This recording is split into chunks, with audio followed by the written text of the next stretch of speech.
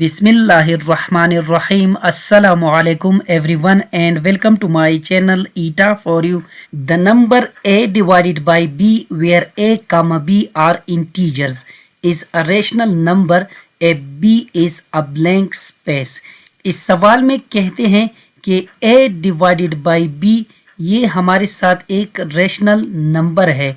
तो यहाँ पर a और b ये दोनों हमारे साथ इंटीजर्स है। इसमें कहते हैं कि यहाँ पर इस रेशनल नंबर में जो b आपको नज़र आ रहा है यानी b आपके लिहाज से यहाँ पर क्या होना चाहिए। इसका राइट ऑप्शन है option B not equal to 0। यानी यहाँ पर इस रेशनल नंबर में जो डिनोमिनेटर है वो हमारे साथ b है, यानी ये 0 नहीं होना चाहिए क्योंकि when 0 divided by something the answer should be 0। यानी जब हम 0 डिवाइडेड बाई 2 करते हैं तो इससे रिजल्ट 0 आएगा।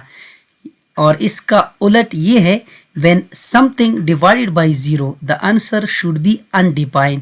यानी जब हम 2 को 0 पे डिवाइड करते हैं तो इससे हमें कोई रिजल्ट नहीं मिलने वाला है। तो ये अनडिफाइंड आंसर हमें देगा। तो इस लिहाज से यहाँ पर ये b जो है वो 0 के बराबर नहीं होना चाहिए। नेक्स्ट क्वेश्चन कर लेते हैं। A rational number is a number that can be represented in the form of dash। इस क्वेश्चन में कहते हैं कि एक रेशनल नंबर एक ऐसा नंबर है जो कि किस फॉर्म में जाहिर किया जा सकता है। इसका राइट ऑप्शन है option B fraction.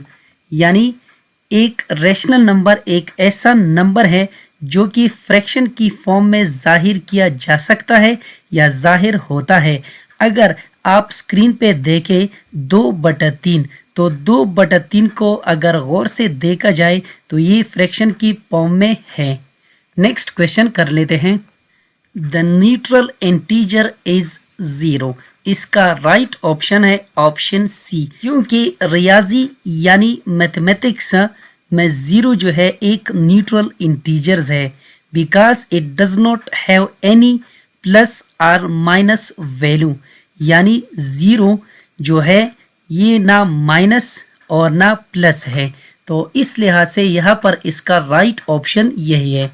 Next question कर लेते हैं। Rational numbers with same denominator are called blank space rational numbers। इस क्वेश्चन में कहते हैं कि अगर एक रेशनल नंबर है उसका नोमिनेटर और डिनोमिनेटर दोनों बराबर हो तो क्या कहलाता है। इसका राइट ऑप्शन है option C like rational numbers. तो जैसे कि अगर आपको एक रेशनल नंबर दिया गया हो और उसका नोमिनेटर डिनोमिनेटर के बराबर हो तो इस तरह rational number like rational number कहलाता है। नेक्स्ट क्वेश्चन कर लेते हैं। Round off 4.231 to the nearest whole number is. इस क्वेश्चन में कहते हैं कि इसको राउंड ऑफ करना है to the nearest whole number. तो यहाँ पर प्यारे दोस्तों अगर देखा जाए यहाँ पर हमारे साथ है 54.231। तो यहाँ पर इस होल नंबर के करीब हमारे साथ डेसिमल पार्ट मौजूद होता है। तो अशारिया के बाद जो नंबर है यानी 231 इन सारे नंबर्स को आपने इग्नोर करना है क्योंकि ये 5 से लेस है इसलिए इसको इग्नोर करना पड़ेगा। So the right answer is 54। 7/9 जमा 1/2 इज इक्वल टू व्हाट। यानी 7/9 जमा 1/2 ये नीचे दी गई ऑप्शंस में किस वैल्यू के बराबर है।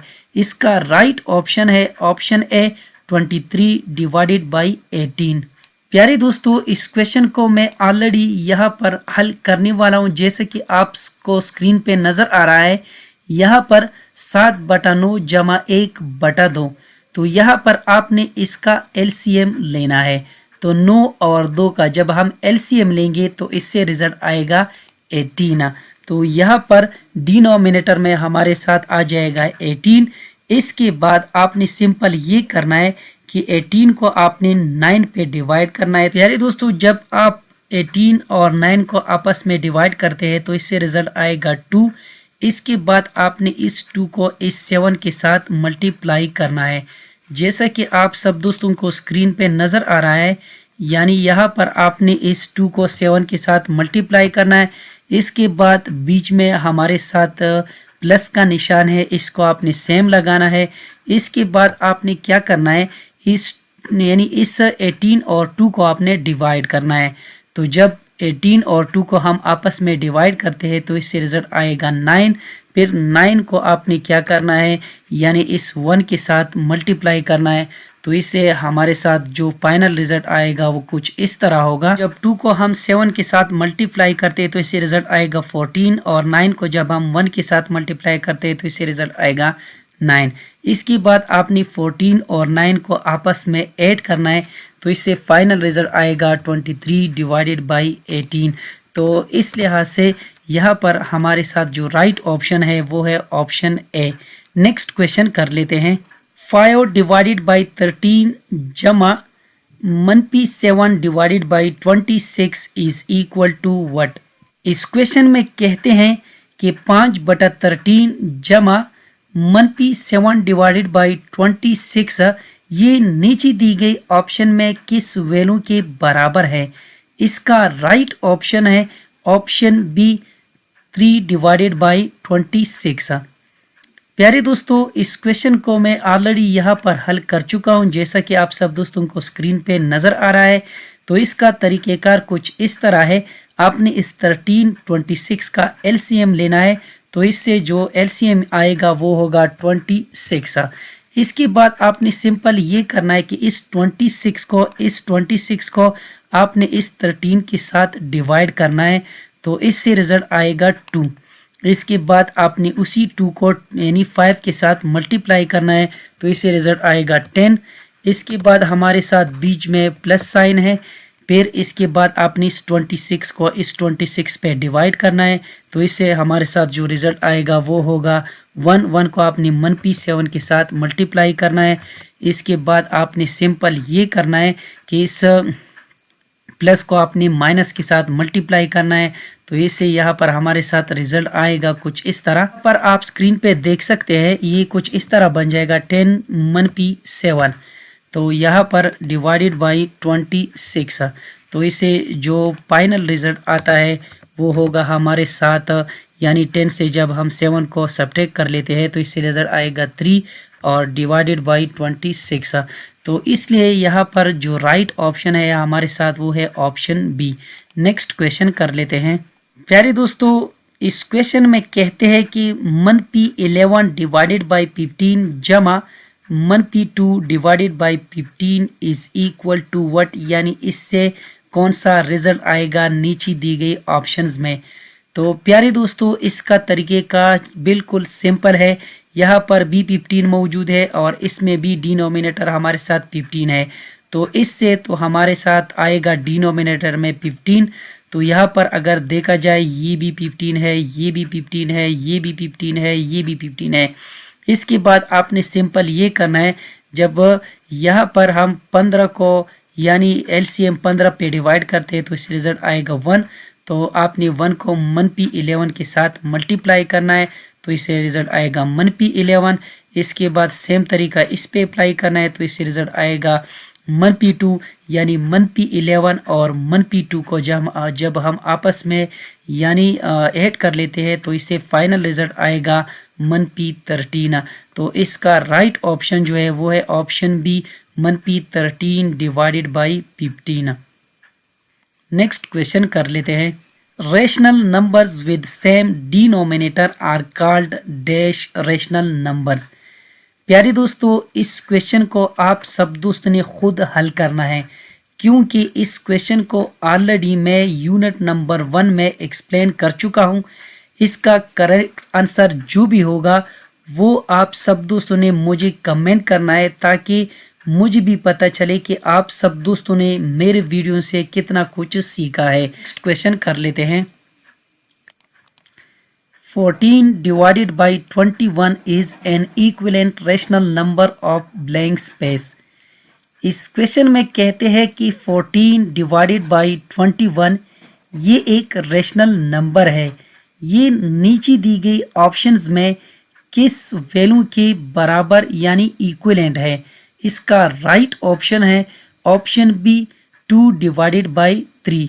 बिकॉज यहाँ पर जब हम 14 और 21 को यानी इसको हम 7 पे डिवाइड करते हैं तो 7 2 ज़र 14, तो इससे रिजल्ट आएगा 2। इसके बाद आप स्क्रीन पे देख सकते हैं 7 3 ज़र 21, तो इससे रिजल्ट आएगा 3। तो इस लिहाज से यहाँ पर हमारे साथ जो राइट ऑप्शन है वो है ऑप्शन बी। नेक्स्ट क्वेश्चन कर लेते हैं। 1 डिवाइडेड बाई 6 जमा minus 2 divided by 5 is equal to what? प्यारे दोस्तों, इस क्वेश्चन में कहते हैं कि 1/6 जमा मनपी 2/5 ये नीचे दी गए ऑप्शन में किस वैल्यू के बराबर है? इसका राइट ऑप्शन है ऑप्शन ए मनपी 7 डिवाइडेड बाई 30। प्यारे दोस्तों, इस क्वेश्चन को मैं ऑलरेडी यहाँ पर हल कर चुका हूँ, जैसा कि आप सब दोस्तों को स्क्रीन पे नज़र आ रहा है। आपने यहाँ पर 6 और 5 का एलसीएम लेना है, तो इसका एलसीएम जो आएगा वो होगा 30। इसके बाद आपने सिंपल ये करना है कि इस 30 को यानी इस यहाँ पर इस डिनोमिनेटर में जो 30 है ये वाला, इसको आपने 6 पे डिवाइड करना है, तो इससे रिजल्ट आएगा 5। 5 को आपने क्या करना है, इस 1 के साथ मल्टीप्लाई करना है, तो यहाँ पर 1 मल्टीप्लाई बाई 5। इसके बाद ये प्लस सिंबल जो है ये सेम आ जाएगा। इसके बाद इस 5 और 30 यानी 30 को आपने 5 पे डिवाइड करना है, तो इससे रिजल्ट आएगा 6। तो उस 6 को आपने इस मनपी 2 के साथ मल्टीप्लाई करना है, जैसा कि आपको स्क्रीन पे नज़र आ रहा है। इसके बाद आपने 1 5 ज़र 5 और प्लस ज़र माइनस 2 6 ज़र 12, तो इससे जो फाइनल रिजल्ट आएगा वो हमारे साथ होगा, यानी मनपी 12 से जब हम 5 को सब्ट्रैक्ट कर लेते हैं तो इससे रिजल्ट आएगा मनपी 7 डिवाइडेड बाई 30। तो इसका फाइनल रिजल्ट कुछ इस तरह होगा। तो इस लिहाज से यहाँ पर करेक्ट ऑप्शन जो है वो है ऑप्शन ए। नेक्स्ट क्वेश्चन कर लेते हैं। Additive inverse of 5 divided by 6 is equal to what? प्यारे दोस्तों, इस क्वेश्चन में कहते हैं कि 5/6 का एडिटिव इनवर्स नीचे दी गए ऑप्शन में कौन सा है? तो इसका राइट ऑप्शन जो है वो है ऑप्शन सी मनपी 5/6। When we find the square of an even number the result is ARN dash number. प्यारे दोस्तों, इस क्वेश्चन में कहते हैं कि जब भी हम इवन नंबर का स्क्वायर मालूम कर लेते हैं या मालूम करते हैं तो इससे कौन सा रिजल्ट आएगा नीचे दी गई ऑप्शंस में? तो इसका राइट ऑप्शन है ऑप्शन बी इवन नंबर। यानी जब भी हम इवन नंबर का स्क्वायर लेते हैं तो इससे रिजल्ट में हमारे साथ इवन नंबर ही आएगा। और जैसा कि आपको स्क्रीन पे नज़र आ रहा है यानी 2 स्क्वायर, इससे रिजल्ट हमारे साथ 4 आता है, यानी 2 हमारे साथ एक इवन नंबर है। जब इसका हम स्क्वायर लेते हैं तो इससे रिजल्ट आएगा 4 और 4 ही हमारे साथ एक इवन नंबर है। इसके अलावा 8 स्क्वायर बराबर है 64 की, तो 8 भी इवन नंबर है और 64 भी हमारे साथ एक इवन नंबर ही है।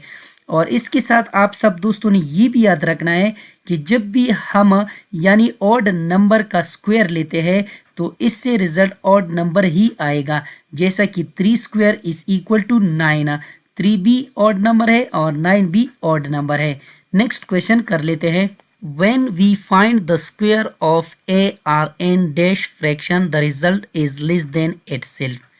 प्यारे दोस्तों, इस क्वेश्चन में कहते हैं कि नीचे दी गई ऑप्शन में वो कौन सा फ्रैक्शन है कि जिसका हम स्क्वायर लेते हैं तो रिजल्ट में ये ओरिजिनल फ्रैक्शन से कम होता है।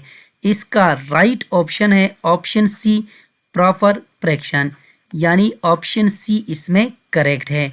It means that when we take a square of a proper fraction the result always less than original fraction.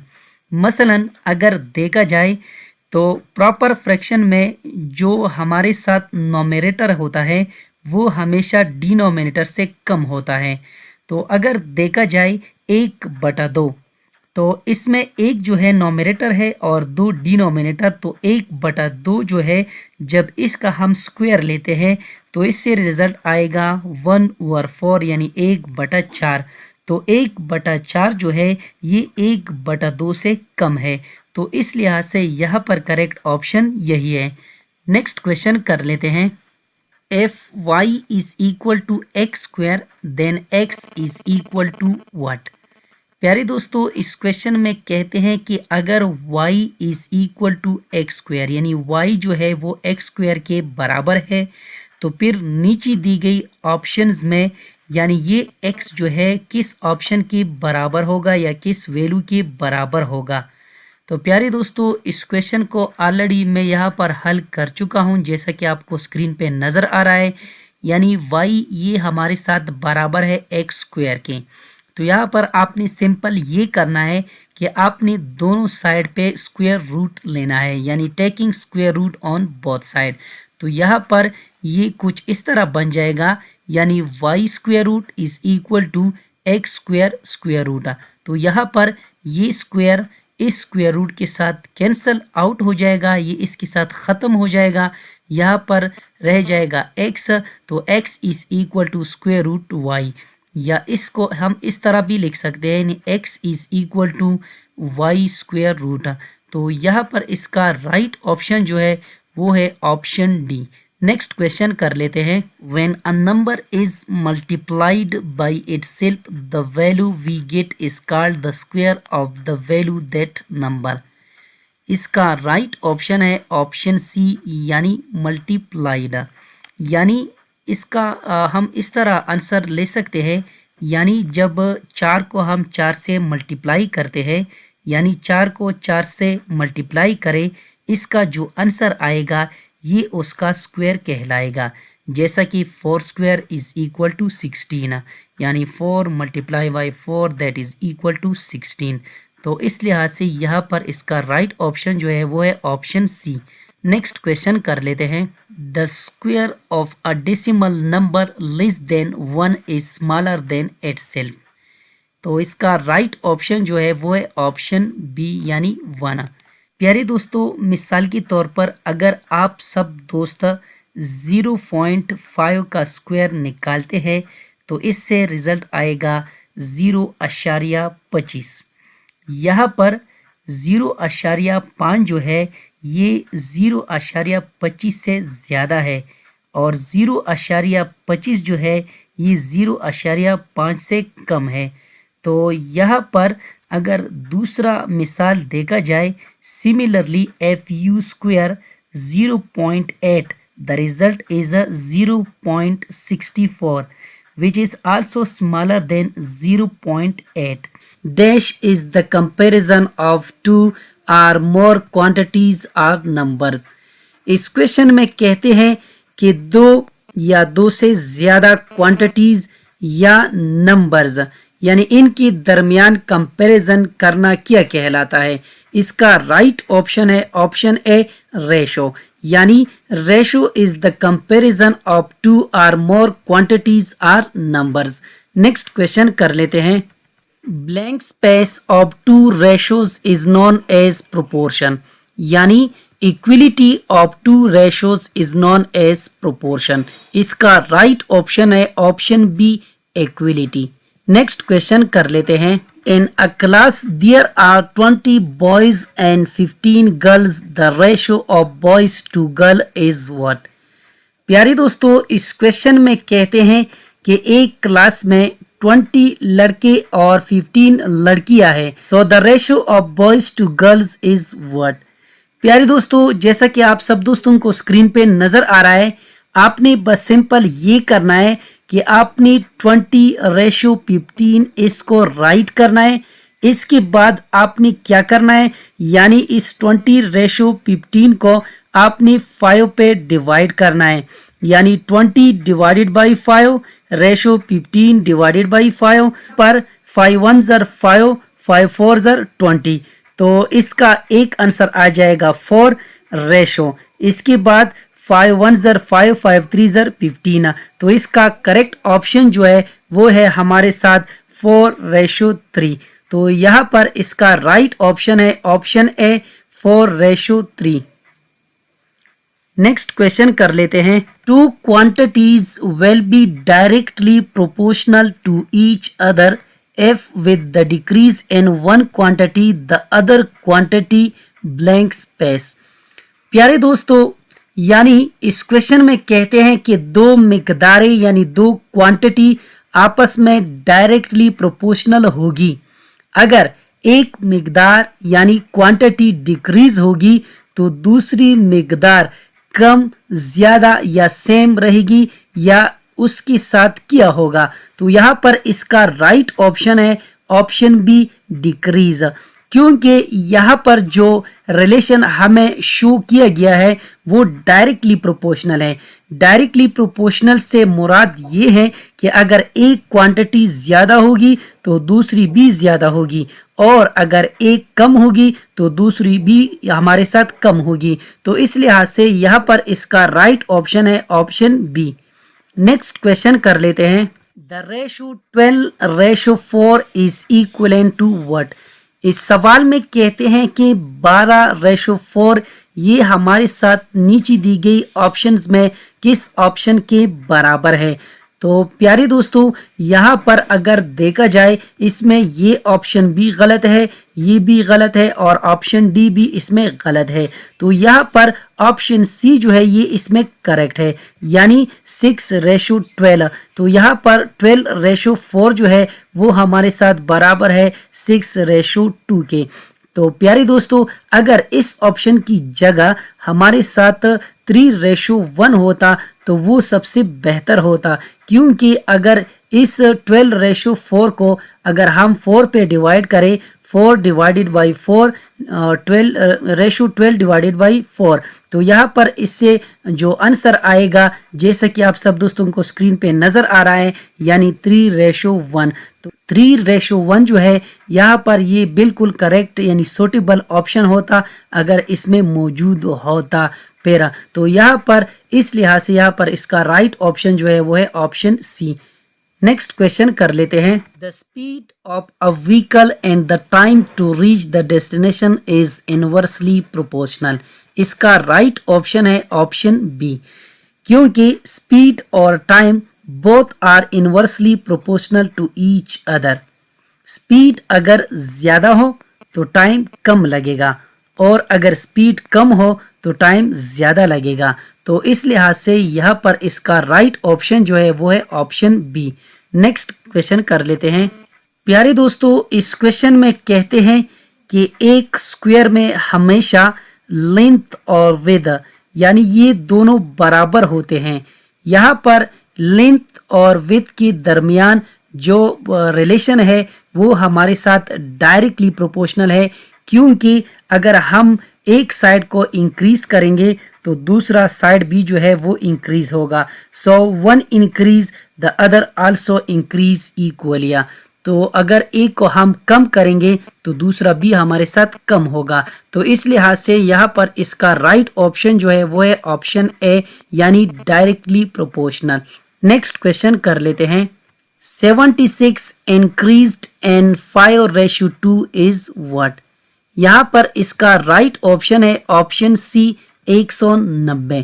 प्यारे दोस्तों, इस क्वेश्चन को मैं ऑलरेडी यहाँ पर हल कर चुका हूँ, जैसा कि आप सब दोस्तों को स्क्रीन पे नजर आ रहा है। आपने सिंपल इस क्वेश्चन को इस तरह लिखना है, यानी x/76 इज इक्वल टू 5:2। यहाँ पर आप सब दोस्तों ने ये फार्मूला इस्तेमाल करना है, यानी product of mean is equal to product of extreme. तो यहाँ पर 5 जो है ये 76 के साथ मल्टीप्लाई हो जाएगा, तो इससे रिजल्ट आएगा 380, और 2 जो है ये x के साथ मल्टीप्लाई हो जाएगा, तो इससे रिजल्ट आएगा 2x। इसके बाद आपने क्या करना है, इस 2 को दोनों साइड पे डिवाइड करना है, तो इससे फाइनल रिजल्ट जो आएगा वो होगा, यानी x इज इक्वल टू 190। तो इस लिहाज से यहाँ पर इसका राइट ऑप्शन जो है वो है option C. Sapi bought 1 dozen eggs for Rs 72 and 2 eggs were rotten. He sold the eggs for Rs 60. Find the percentage loss he suffered. प्यारे दोस्तों, इस क्वेश्चन में कहते हैं कि सापी ने 1 दर्जन अंडे 72 रुपीज में खरीदे, और इसमें से 2 अंडे जो थे वो गंदे थे यानी सड़े हुए थे। यानी सापी ने इन अंडों को 60 रुपीज़ में बेच दिया। वो नुकसान जिसका सापी शिकार हुआ था वो किया था, यानी उसकी फीसद किया थी। प्यारे दोस्तों, इस क्वेश्चन को यहाँ पर हल कर लेते हैं। जैसा कि आप सब दोस्तों को स्क्रीन पे नज़र आ रहा है, इस क्वेश्चन में हमारे साथ जो गिवन डेटा है वो है हमारे साथ कास्ट प्राइस, यानी कास्ट प्राइस हमारे साथ है 72। इसके बाद हमारे साथ जो सेलिंग प्राइस है वो है हमारे साथ 60। इसके बाद हमने क्या करना है, रिक्वायर्ड डेटा, यानी रिक्वायर्ड डेटा को हमने फाइंड आउट करना है, वो है हमारे साथ लॉस, और इसके बाद है हमारे साथ लॉस परसेंट। यानी इन दोनों को हमने क्या करना है, इस क्वेश्चन के अंदर फाइंड आउट करना है। तो प्यारे दोस्तों, इसका सोल्यूशन कुछ इस तरह है। As we know that loss is equal to cost price monthly selling price. तो यहाँ पर आपने क्या करना है, कास्ट प्राइस पुट करना है, यानी कास्ट प्राइस हमारे साथ है 72। इसके बाद हमारे साथ आएगा मंथली 60। जब 72 से 60 को हम सब्ट्रैक्ट कर लेते हैं तो इससे रिजल्ट आएगा 12। तो प्यारे दोस्तों, इसके बाद हमने लॉस परसेंटेज को फाइंड आउट करना है। तो यहाँ पर आपने सिंपल ये करना है कि यहाँ पर लॉस की जगह आ जाएगा 12। इसके बाद हमारे साथ होगा divided by cost price. Cost price हमारे साथ है 72। तो आपने सिंपल ये करना है कि यहाँ पर आपने 12 और 72 को आपस में डिवाइड करना है। इसके बाद आपने इसको 100 के साथ मल्टीप्लाई करना है। तो इससे जो फाइनल रिजल्ट आएगा वो होगा 16.67%। तो इसका राइट ऑप्शन यही है। तो इस क्वेश्चन में जो इसका राइट ऑप्शन है वो है ऑप्शन सी। नेक्स्ट क्वेश्चन कर लेते हैं। प्यारे दोस्तों, इस क्वेश्चन में कहते हैं हारिस ने एक नोटबुक 30 रुपये में खरीदी जो कि 5 रुपये डिस्काउंट पर थी। यहाँ पर हमने मार्क्ड प्राइस को फाइंड आउट करना है। प्यारे दोस्तों, यहाँ पर इस क्वेश्चन को हल कर लेते हैं। जैसा कि आप सब दोस्तों को स्क्रीन पे नज़र आ रहा है, इस क्वेश्चन के अंदर हमारे साथ जो गिवन डेटा है वो है हमारे साथ सेलिंग प्राइस। तो सेलिंग प्राइस हमारे साथ है 30। इस पर जो डिस्काउंट थी वो हमारे साथ है 5। इसके बाद रिक्वायर्ड डेटा यानी मार्क्ड प्राइस, इसको हमने फाइंड आउट करना है। तो इसका सलूशन कुछ इस तरह है, जैसा कि आप सब दोस्तों को स्क्रीन पे नज़र आ रहा है। एज वी नो दैट, यानी जैसा कि हम जानते हैं marked price is equal to selling price plus discount. ये इसका फार्मूला है। इस फार्मूले के ज़रिए आपने इसको हल करना है। तो यहाँ पर हमारे साथ जो सेलिंग प्राइस है वो हमारे साथ है 30। इसके बाद हमारे साथ है प्लस, इसके बाद है हमारे साथ डिस्काउंट, वो हमारे साथ है 5। इसके बाद जो रिजल्ट आएगा वो होगा हमारे साथ 35। So the mark price of the notebook is RS 35। तो इसलिए यहाँ पर हमारे साथ जो करेक्ट ऑप्शन है वो है option C, RS 35। Next question कर लेते हैं। Property tax is based on the annual value of house, land, car, buildings etcetera. इसका राइट ऑप्शन है ऑप्शन ए, प्रॉपर्टी टैक्स, यानी ये कार, हाउस, ज़मीन, इन पर लागू होता है। नेक्स्ट क्वेश्चन कर लेते हैं। According to Islam the fixed rate of zakat is. प्यारे दोस्तों, इस क्वेश्चन में कहते हैं कि इस्लाम में ज़कात की फिक्स्ड रेट क्या है। इसका राइट ऑप्शन है ऑप्शन सी, 2.5%। नेक्स्ट क्वेश्चन कर लेते हैं। GST stands for. इस सवाल में कहते हैं कि GST का क्या मतलब है, या ये नीचे दी गई ऑप्शन में किस चीज़ को जाहिर करता है। इसका राइट ऑप्शन है option C, general sales tax. प्यारे दोस्तों, यहाँ पर GST का मतलब है जनरल सेल्स टैक्स। और इसके साथ साथ आप सबको ये भी नोट करना ज़रूरी है कि GST आल्सो स्टैंड्स फॉर, यानी G means goods and S means services, T mean tax, यानी goods and services tax. Next question कर लेते हैं। Is the zakat paid by Muslim farmers on their agriculture products. तो यहाँ पर इसका right option है ऑप्शन डी, उशर, यानी उशर एक किस्म की ज़कात है जो मुसलमान अपनी ज़री पैदावार पर अदा करते हैं, जो आम तौर पर 5% या 10% फसल की पैदावार पर होती है, जो एरिगेशन यानी सिराप करने की तरीके कार पर डिपेंड करता है। नेक्स्ट क्वेश्चन कर लेते हैं। Blank space is based on yearly income of an individual. इसका राइट ऑप्शन है option B, income tax. Income tax is based on yearly income of an individual. Next question कर लेते हैं। प्यारे दोस्तों, इस क्वेश्चन में कहते हैं कि ताहिर ने एक मेज़ यानी टेबल 5,000 रुपये में बेचा और इसमें 5% कमीशन हासिल किया। कमीशन की मिकदार की पता लगाओ, यानी या 5% कमीशन में ताहिर ने कितनी रकम हासिल की। तो यहाँ पर हमने जो अमाउंट कमीशन में ताहिर को मिली है उसको फाइंड आउट करना है। तो प्यारे दोस्तों, इस क्वेश्चन को यहाँ पर हल कर लेते हैं। आप सब दोस्तों को स्क्रीन पे नज़र आ रहा है, इसमें हमारे साथ जो गिवन डेटा है वो है हमारे साथ सेलिंग प्राइस 5,000। इसके बाद इसमें जो कमीशन है वो है हमारे साथ 5%। इसके बाद रिक्वायर्ड डेटा, इसको हमने फाइंड आउट करना है।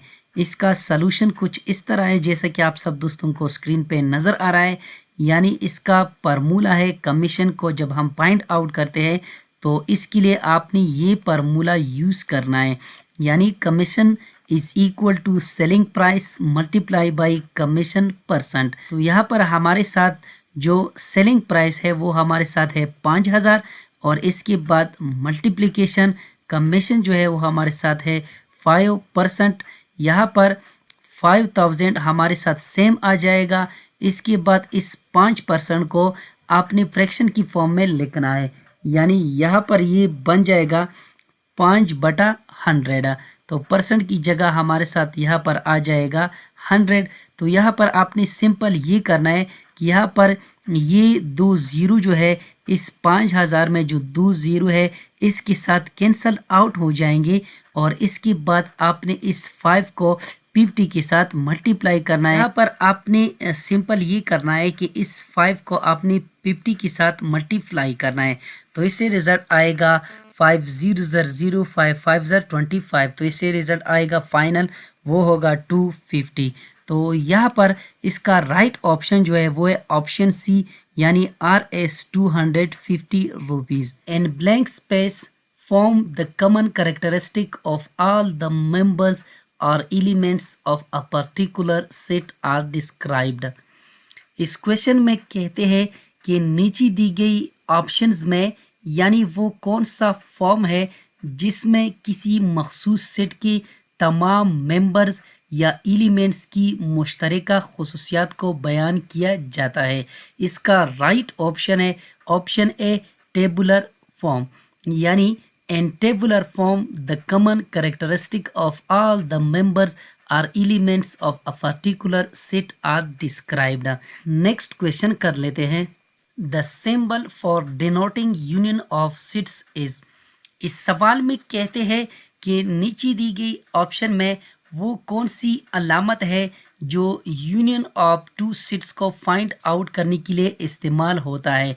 यानी जब भी हम दो सेट का यूनियन फाइंड आउट करते हैं तो इसके लिए हम कौन सा सिंबल यूज़ कर लेते हैं। इसका राइट ऑप्शन है ऑप्शन बी, यानी इसमें ये वाला ऑप्शन जो है वो करेक्ट है। नेक्स्ट क्वेश्चन कर लेते हैं। The blank space of two given sets is the set which consist of all the common elements of both sets। प्यारे दोस्तों, इस क्वेश्चन में कहते हैं कि वो सेट जो दोनों सेट्स की तमाम कॉमन एलिमेंट्स पर मुश्तमिल हो क्या कहलाता है। इसका राइट ऑप्शन है ऑप्शन ए, यानी इंटरसेक्शन।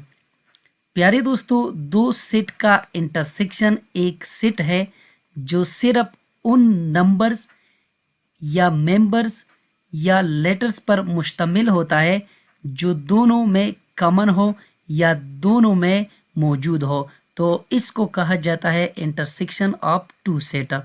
तो प्यारे दोस्तों, मिसाल के तौर पर यहाँ पर आप स्क्रीन पे देख सकते हैं। मिसाल के तौर पर हमारे पास दो सेट है, यानी सेट ए और सेट बी, जैसा कि आपको स्क्रीन पे नज़र आ रहा है। तो यहाँ पर हमारे साथ इन दोनों सेट्स में आपने वो एलिमेंट्स देखने हैं जो दोनों में मौजूद हो, दोनों में कॉमन हो। तो यहाँ पर 3 यहाँ पर भी मौजूद है और सेट ए में भी मौजूद है, 4 यानी बी में भी मौजूद है और ए में बी। तो इसलिए यहाँ पर हमारे साथ जो राइट ऑप्शन आएगा वो होगा हमारे साथ यानी 3, 4। तो ये हमारे साथ है इंटरसेक्शन ऑफ टू सेट्स का एग्जाम्पल। तो इस लिहाज से यहाँ पर करेक्ट ऑप्शन यही है। नेक्स्ट क्वेश्चन कर लेते हैं। A union empty set is equal to what. प्यारे दोस्तों, इस क्वेश्चन में कहते हैं कि ए यूनियन एम्प्टी सेट से नीचे दी गई ऑप्शन में कौन सा रिजल्ट आएगा। तो प्यारे दोस्तों, इस क्वेश्चन को यहाँ पर हल कर लेते हैं। जैसा कि आप सब दोस्तों को स्क्रीन पे नज़र आ रहा है, फर्ज करें हमारे साथ सेट ए है, उसमें हमारे साथ एलिमेंट्स है 1 2 3 4। इसके बाद हमारे साथ है नल सेट यानी एम्प्टी सेट, इसमें हमारे साथ कोई भी एलिमेंट्स मौजूद नहीं होता, तो इसलिए इसको कहा जाता है एम्प्टी सेट। तो इन दोनों का जब हम यूनियन लेते हैं तो इससे कौन सा रिजल्ट आएगा। सबसे पहले आपने इस सेट ए को लिखना है, इसके बाद यू को और फिर नल सेट को, जैसा कि यहाँ पर ऑलरेडी मैं इसको लिखने वाला हूँ, जैसे कि आपको स्क्रीन पे नज़र आ रहा है। तो यहाँ पर यानी ये हमारे साथ सेट ए है, ये हमारे साथ यूनियन है और ये हमारे साथ है नल सेट। यहाँ पर इससे जो हमारे साथ फाइनल रिजल्ट आएगा वो होगा हमारे साथ सेट ए, यानी A union empty set is equal to set A. तो इसलिए यहाँ पर हमारे साथ जो राइट ऑप्शन है वो है option D A. Next question कर लेते हैं। Two sets A and B are said to be blank space if they have no common elements. इस क्वेश्चन में कहते हैं कि अगर दो सेट हो ए और बी, इनमें कोई भी एलिमेंट्स या नंबर्स या लेटर्स कोई भी चीज़ कॉमन ना हो, यानी दोनों में मौजूद ना हो, तो क्या कहलाता है। इसका राइट ऑप्शन है ऑप्शन बी डिसजॉइंट सेट। यानी डिसजॉइंट सेट्स ये वो सेट होता है अगर आपके पास दो सेट हो ए और बी और इनमें कोई भी एलिमेंट्स या नंबर्स कॉमन ना हो, तो ये डिसजॉइंट सेट कहलाता है और इससे हमेशा जो रिजल्ट आएगा वो होगा नल सेट यानी एम्प्टी सेट। जैसा कि आपको स्क्रीन पे नज़र आ रहा है, फर्ज कर ये हमारे साथ है सेट ए, यानी इसमें हमारे साथ 1 2 3 4 एलिमेंट्स है और दूसरा है हमारे साथ सेट बी, इसमें हमारे साथ 3 एलिमेंट्स है। तो अगर जब भी हम इसका इंटरसेक्शन लेते हैं तो यहाँ पर इसमें कोई भी एलिमेंट्स इसमें कॉमन नहीं है, यानी दोनों में मौजूद नहीं है। तो इस लिहाज से इससे जो रिजल्ट आएगा वो होगा हमारे साथ नल सेट। तो इस तरह इन दोनों सेट्स को कहा जाता है डिसजॉइंट सेट। नेक्स्ट क्वेश्चन कर लेते हैं। A blank space is the set of all elements of the set which are under consideration in a particular context. यानी a universal set is the set of all elements of the sets which are under consideration in a particular context. Blank space are those alphabets or letters which are used to represent unknown quantities in arithmetic and algebra. प्यारे दोस्तों, इस question में कहते हैं कि नीचे दी गई options में वो कौन सा ऑप्शन है जो हरूफ या अलामत है जो रियाजी यानी मैथमेटिक्स में ख़ास तौर पर अलजबरा में अननोन क्वांटिटीज़ को ज़ाहिर करने के लिए इस्तेमाल की जाते हैं। इसका राइट ऑप्शन है ऑप्शन ए वेरिएबल्स। यानी वेरिएबल्स जो है वो हरूफ या अलामत है जो मैथमेटिक्स में ख़ास तौर पर अलजबरा में अननोन क्वांटिटीज़ को ज़ाहिर करने के लिए इस्तेमाल की जाते हैं। वेरिएबल यानी अ साइन और a letter who change its value, यानी जिसकी वैल्यू जो है वो फिक्स नहीं रहती, इसको कहा जाता है वेरिएबल। नेक्स्ट क्वेश्चन कर लेते हैं। The value of a blank space is not fixed. इस क्वेश्चन में कहते हैं कि नीचे दी गई ऑप्शन में वो कौन सी चीज़ है जिसकी फिक्स्ड वैल्यू नहीं होती। इसका राइट ऑप्शन है ऑप्शन बी, वेरिएबल। यानी the value of a variable is not fixed, it can change depending on the situation or solution or the equation. They are used to represent unknown values or quantities. Next question कर लेते हैं। Blank space is the number which represents repeated multiplication of the same variable.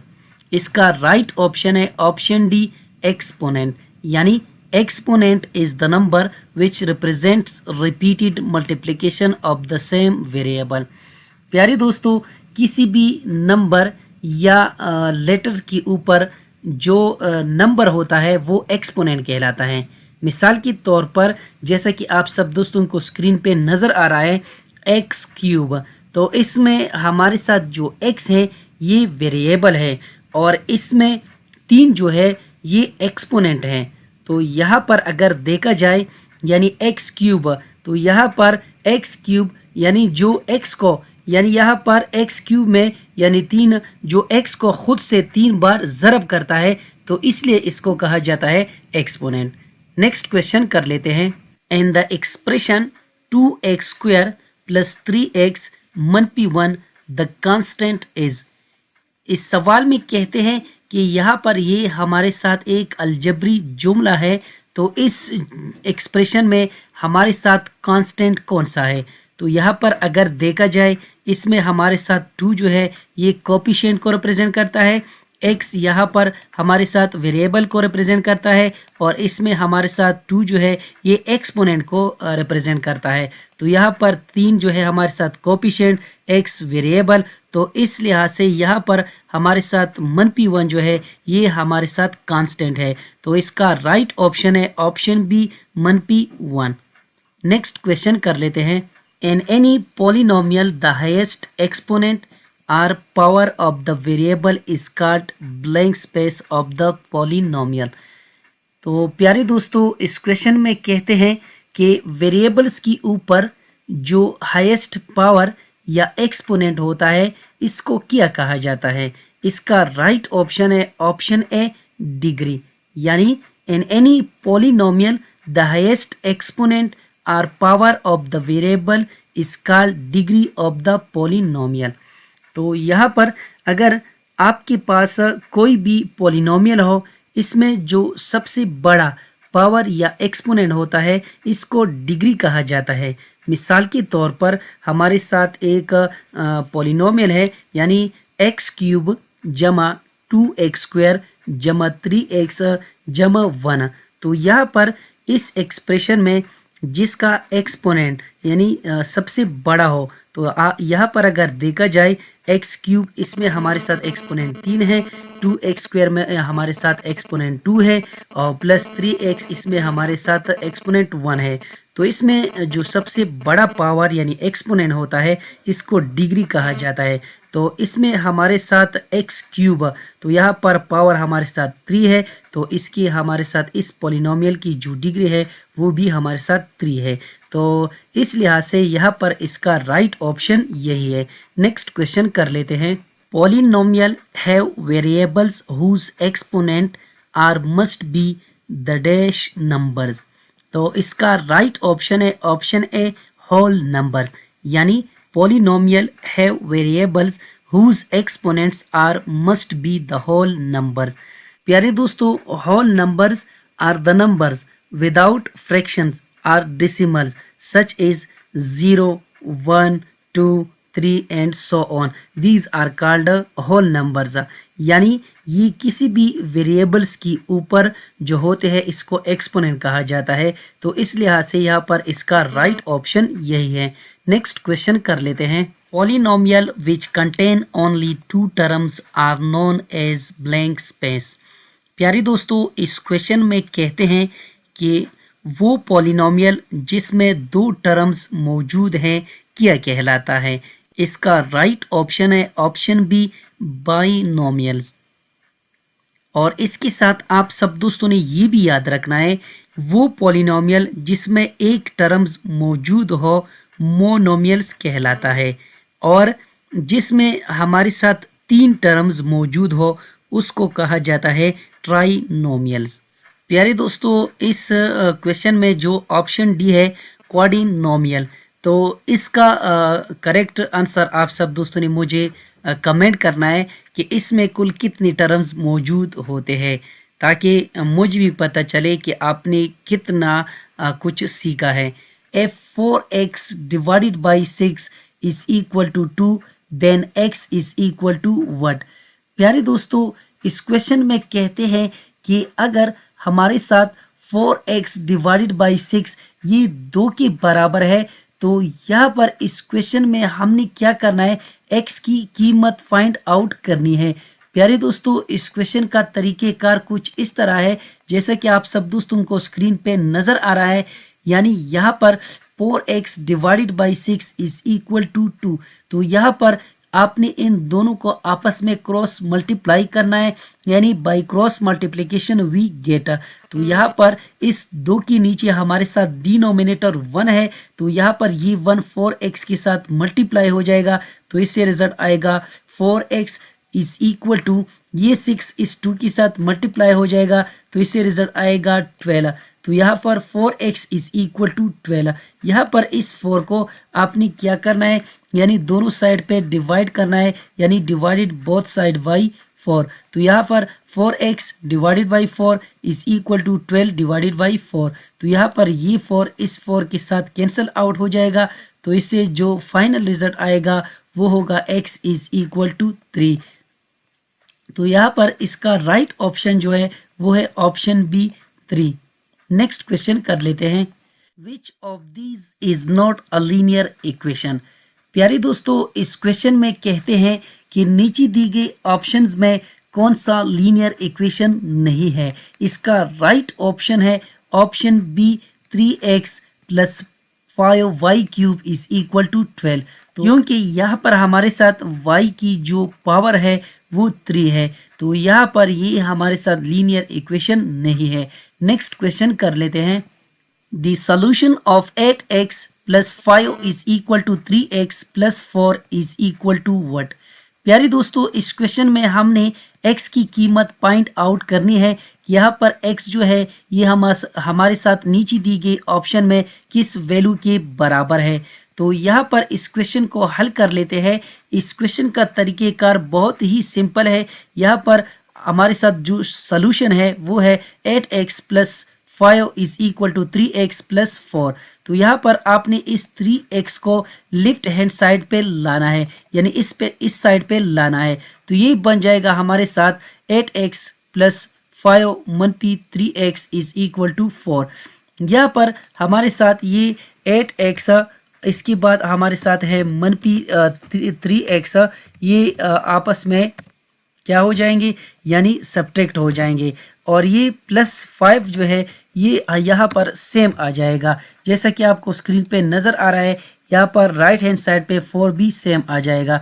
तो यहाँ पर आपने simple ये करना है कि यहाँ पर इस 8x से आपने मनपी 3x को सब्ट्रैक्ट कर लेना है, तो इससे जो रिजल्ट आएगा वो होगा हमारे साथ यानी 5x, जैसा कि आपको स्क्रीन पे नज़र आ रहा है।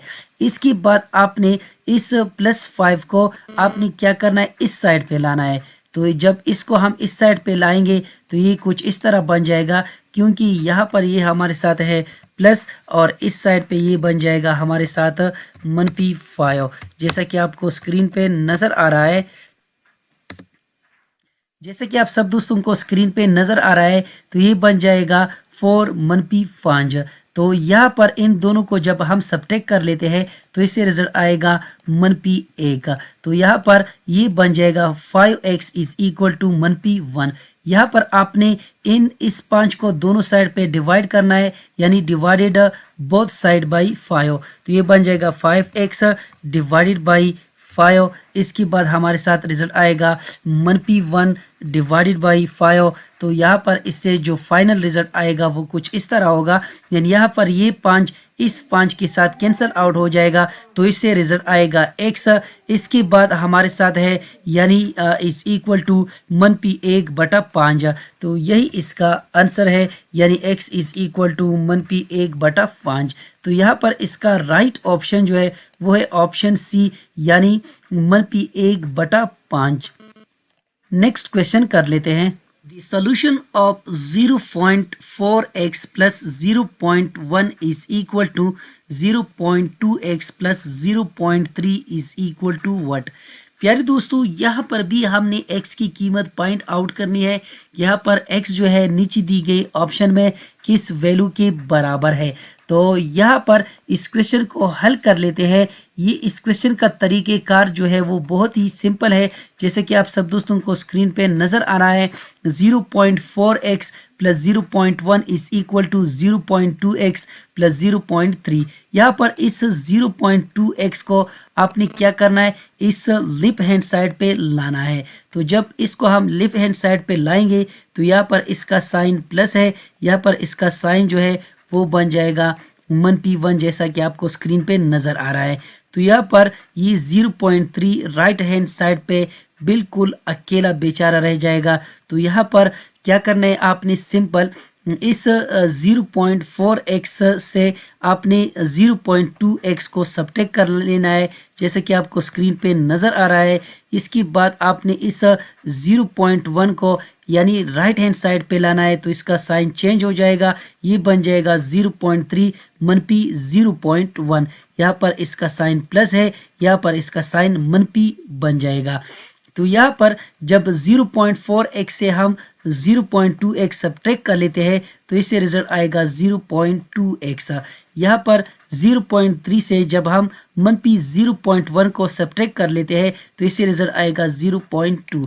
इसके बाद आपने इस 0.2 को क्या करना है, दोनों साइड पे डिवाइड करना है, जैसे कि अभी मैं डिवाइड करने वाला हूँ, जैसे कि आपको स्क्रीन पे नज़र आ रहा है।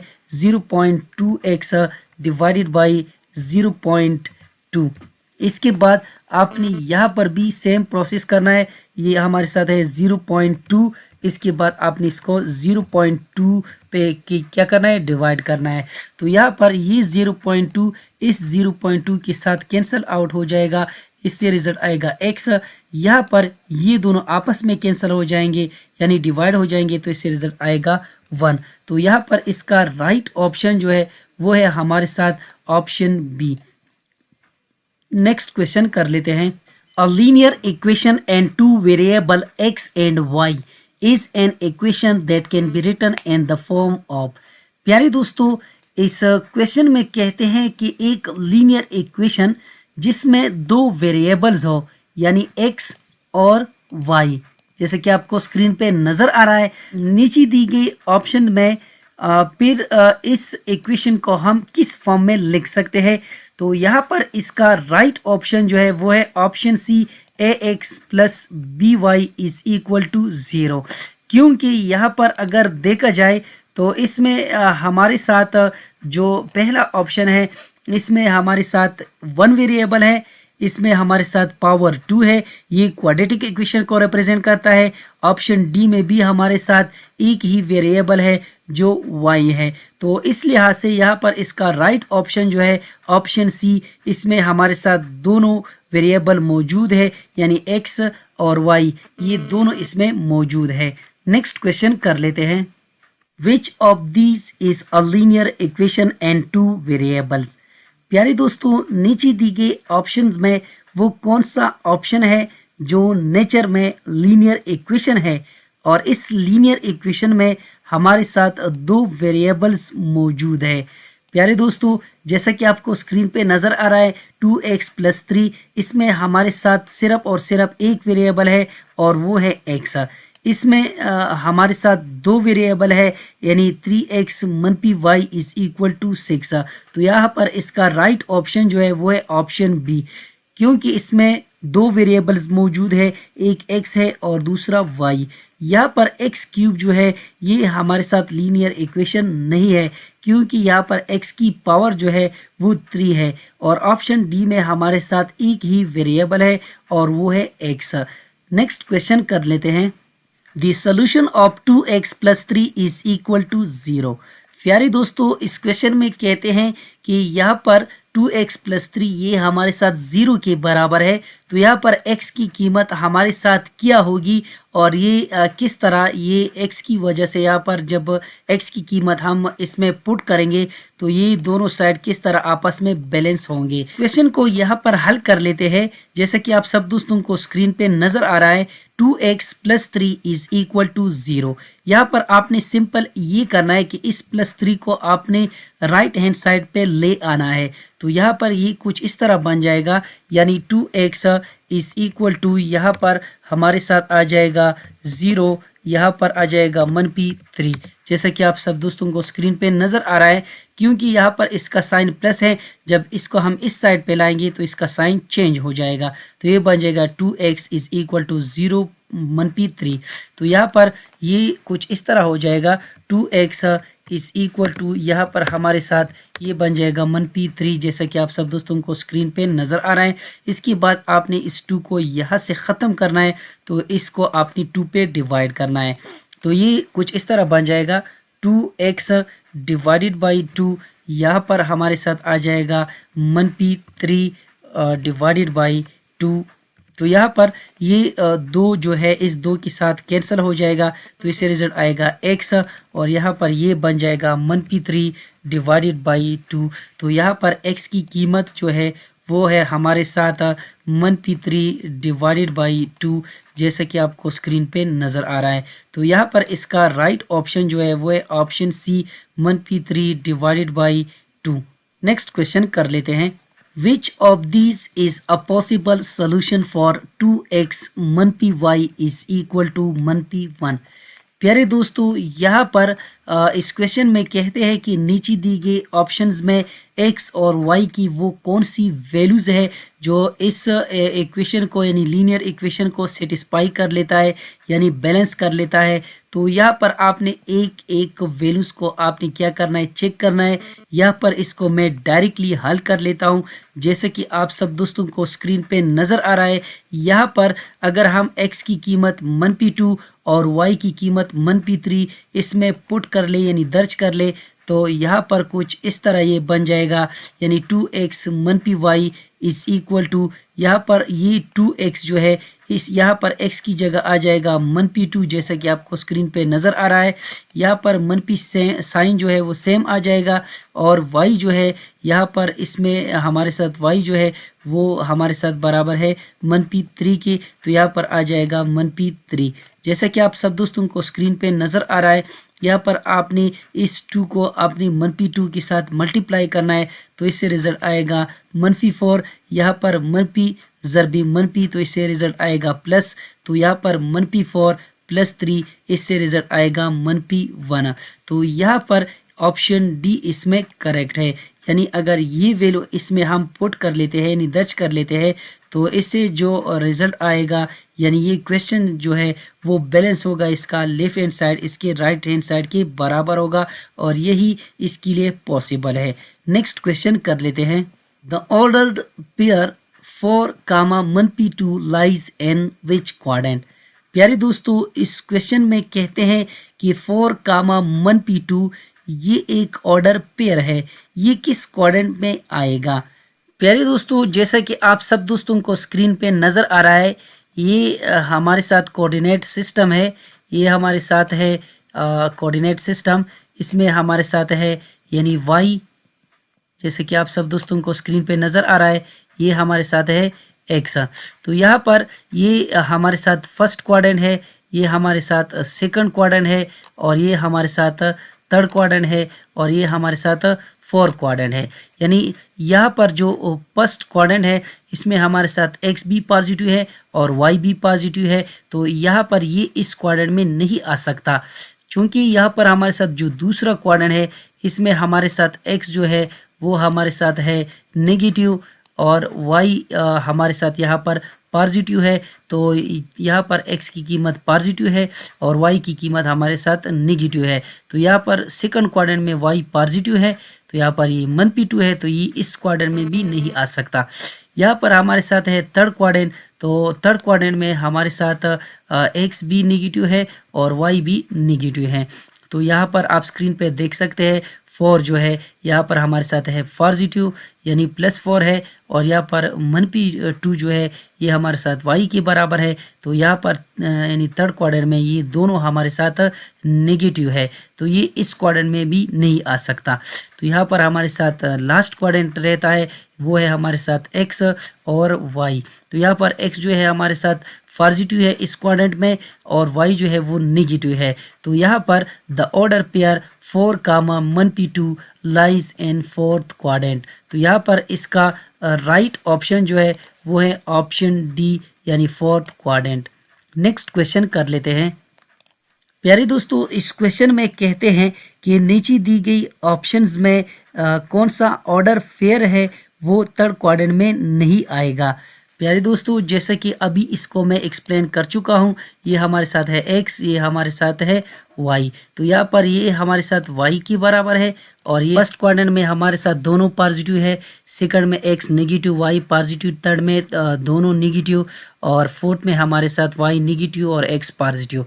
तो यहाँ पर अगर देखा जाए ये भी नेगेटिव है और ये यानी x और y दोनों नेगेटिव है, तो ये थर्ड क्वाड्रेंट में आएंगे और -3 -1 ये भी थर्ड में होंगे, और यहाँ पर -1, 2 ये हमारे साथ थर्ड क्वाड्रेंट में नहीं आएंगे, क्योंकि यहाँ पर x की कीमत हमारे साथ नेगेटिव है और y की कीमत हमारे साथ पॉजिटिव है, तो ये हमारे साथ सेकंड क्वाड्रेंट में आएगा। तो यहाँ पर इसका राइट ऑप्शन जो है वो है ऑप्शन सी। और अगर ऑप्शन डी को देखा जाए तो इसमें भी हमारे साथ x नेगेटिव y नेगेटिव, तो ये थर्ड क्वाड्रेंट में आएगा। तो यहाँ पर इसका राइट ऑप्शन जो है वो है ऑप्शन सी यानी -1, 2। The total length of the boundary of a circle is called blank space of the circle। प्यारे दोस्तों, इस क्वेश्चन में कहते हैं कि दायरे की बाउंड्री की कुल लंबाई को दायरे का डैश कहा जाता है, यानी जो दायरे की कुल बाउंड्री होती है इसको क्या कहा जाता है। इसका राइट ऑप्शन है ऑप्शन ए सरकमफ्रेंस, यानी the total length of the boundary of a circle is called circumference of the circle. जैसा कि आप सब दोस्तों को स्क्रीन पे नजर आ रहा है, ये हमारे साथ एक सर्कल है। तो इस सर्कल के अंदर यानी इस पॉइंट से लेकर इस पॉइंट तक यानी जो डिस्टेंस होता है इसको कहा जाता है डायामीटर। प्यारे दोस्तों, ये सर्कल का सेंटर होता है, यानी ये सेंटर ऑफ द सर्कल होता है, यानी इससे यहाँ तक जो डिस्टेंस है इसको कहा जाता है रेडियस। और प्यारे दोस्तों, यहाँ से लेकर जो यहाँ तक डिस्टेंस होता है यानी यहाँ पर जो टोटल लेंथ होता है इसको कहा जाता है सरकमफ्रेंस। तो इस लिहाज से यहाँ पर करेक्ट ऑप्शन जो है वो है ऑप्शन ए। नेक्स्ट क्वेश्चन कर लेते हैं। The symbol of pi is blank space.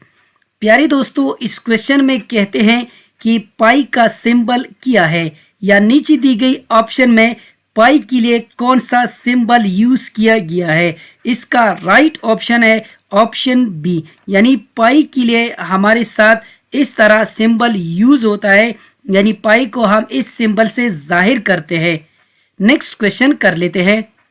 The value of pi remains the same for all circles which is approximately equal to what।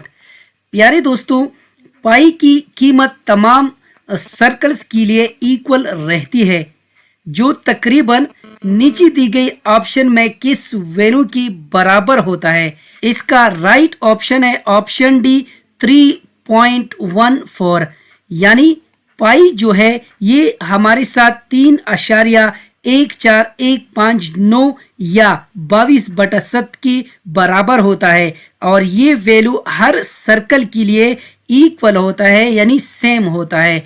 Next question कर लेते हैं। Circumference of a circle is equal to what. प्यारे दोस्तों, इस question में कहते हैं कि सर्कल का जो सरकमफ्रेंस होता है ये किस वैल्यू के बराबर होता है। यानी सर्कल का सरकमफ्रेंस जो है इसको फाइंड आउट करने के लिए हम नीचे दी गई ऑप्शंस में कौन सा फार्मूला यूज करते हैं। प्यारे दोस्तों, इसका राइट ऑप्शन है ऑप्शन सी 2πr, यानी सरकमफ्रेंस ऑफ अ सर्कल जो है ये हमारे साथ 2πr के बराबर होता है। नेक्स्ट क्वेश्चन कर लेते हैं। The area of the circular region is equal to what. प्यारे दोस्तों, इस क्वेश्चन में कहते हैं कि सर्कल का जो एरिया होता है वो किसके बराबर होता है। यानी सर्कल का एरिया फाइंड आउट करने के लिए हम नीचे दी गई ऑप्शन में किस फार्मूले को यूज करते हैं, या एरिया ऑफ अ सर्कल का जो फार्मूला होता है वो क्या होता है। प्यारे दोस्तों, यहाँ पर इसका राइट ऑप्शन जो है वो है हमारे साथ ऑप्शन डी πr²। यानी सर्कल का जो एरिया होता है इसको फाइंड आउट करने के लिए हम फार्मूला यूज करते हैं πr²। नेक्स्ट क्वेश्चन कर लेते हैं। Total surface area of a cylinder is equal to what. प्यारे दोस्तों, एक सिलेंडर का जो टोटल सरफेस एरिया होता है इसको फाइंड आउट करने के लिए हम कौन सा फार्मूला नीचे दी गई ऑप्शंस में यूज करते हैं। इसका राइट ऑप्शन है ऑप्शन ए 2πr/h+r। यानी जो सिलेंडर का टोटल सरफेस एरिया होता है इसके लिए हम यही फार्मूला यूज करते हैं। यानी एक सिलेंडर का जो टोटल सरफेस एरिया होता है इसको फाइंड आउट करने के लिए जो फार्मूला यूज होता है वो है 2πr/h+r। यानी ये इसके बराबर होता है। इस फार्मूले के अंदर यहाँ पर हमारे साथ जो आर है, यानी ये आर जो है ये रेडियस को रिप्रेजेंट करता है और यहाँ पर एच जो है ये हाइट को रिप्रेजेंट करता है। प्यारे दोस्तों, total surface area of a cylinder, यानी इस फार्मूले की जो डेरिवेशन है वो किस तरह है। जैसा कि आप सब दोस्तों को स्क्रीन पे नजर आ रहा है, total surface area of a cylinder is equal to area of a flat surface plus area of a curved surface. प्यारे दोस्तों, यहाँ पर हमारे साथ area of a flat surface ये बराबर है 2πr² के। तो यहाँ पर इसका जो फ्लैट सरफेस होता है इसका हमारे साथ इसके लिए फार्मूला है 2πr², और इसका जो कर्व सरफेस है यानी area of a curved surface that is equal to 2πr/h। तो यहाँ पर आपने इसके अंदर यानी इन दोनों इक्वेशंस को या इन दोनों फार्मूलों को यहाँ पर आपने क्या करना है, दर्ज करना है। तो इससे जो रिजल्ट आएगा वो होगा 2πr² प्लस 2πr/h।